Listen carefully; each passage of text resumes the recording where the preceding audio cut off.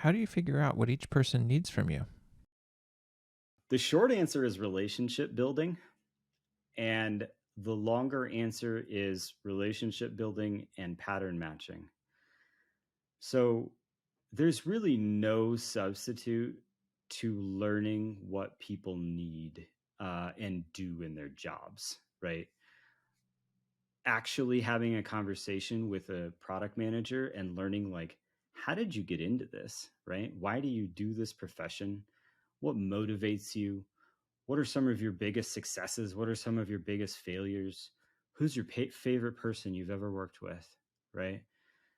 I do casual interviewing basically of people to try to understand what works for them and what doesn't and why.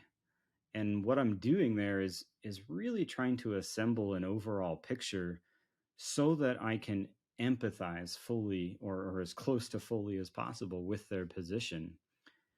And so often what I'll do is when I'm thinking of projects or things that we're working together on or engaging on, is I will stop being me for a second and I will try to be them. And I will think about, okay, I'm a product manager in this situation. What am I concerned with? What am I worried about? Somebody just said something that sounded like a timeline stretch.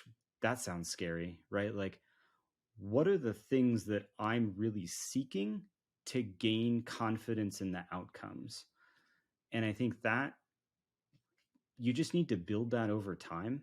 Um, and that comes to the second piece, which is pattern matching, right? So, like, as much as I hate to do it, humans are not all unique snowflakes in the large. There's absolutely patterns, and finding those can be a great asset to being effective, at communicating at true success, right? And I think that's like an important piece. Is what I'm not trying to do is like create a playbook for manipulation of different types of people.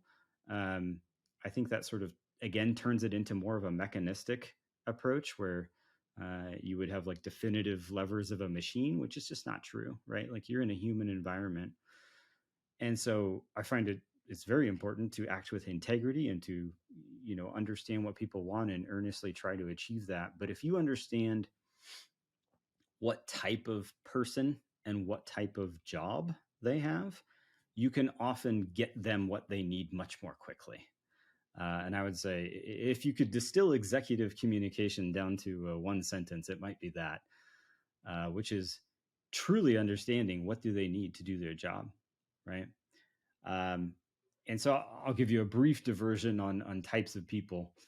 Um, it has a lot to do with their backgrounds, right? So what were they skilled in? What were they trained in? How did they come to your profession?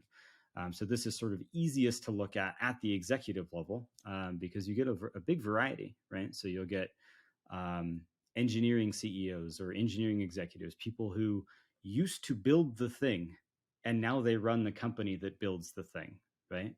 And so what they need is often quite different from if you have a customer focused CEO, right? So, say they used to do marketing. And so they used to be all about communication to the customer.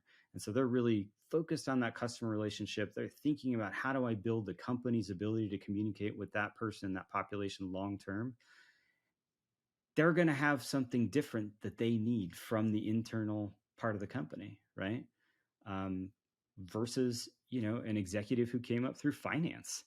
They're going to have an internal view of the company, but one that's based on quite different metrics from maybe an engineering approach. And so understanding that fundamental background, I think, just gives you a ton of resources to draw from when you communicate with them and when you need to know what they need to know. It helps you get it to them.